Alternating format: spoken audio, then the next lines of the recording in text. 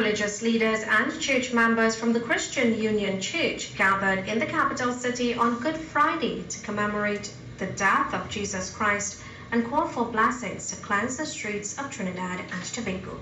Cameraman Devon Parker and TV6's Nicole M. Romani bring us the story. Dressed in white, some in red and others in black, they gathered at the Brian Lara Promenade for the procession entitled Revival in the City. Bishop Anthony Chandler, who led the group, said he wants to bring encouragement and upliftment to the city and its environs. We have decided to do it in Port of Spain, targeting particularly East Port of Spain. We have a burden and desire to go through East Port of Spain, Duncan Street, Nelson Street, Piccadilly Street, and declare the victory and hope in our Lord Jesus Christ. That's an area that needs real attention. There are people who love God, but we want to bring hope to our country and particularly to our city.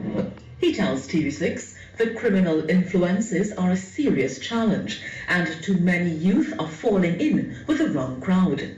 Bishop, you mentioned that a lot of these areas need hope.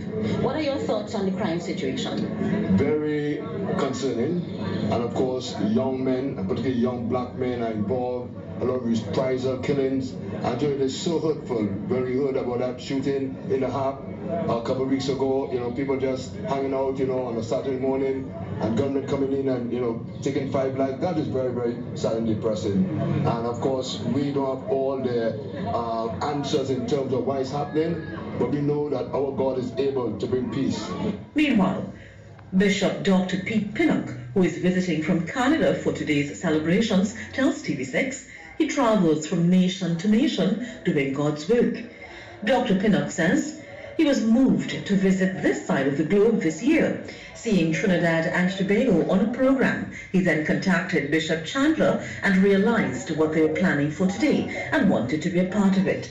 Commissioner Ola Christopher has long championed for faith and the intervention of God alongside other mechanisms to treat with the scourge of crime plaguing the country.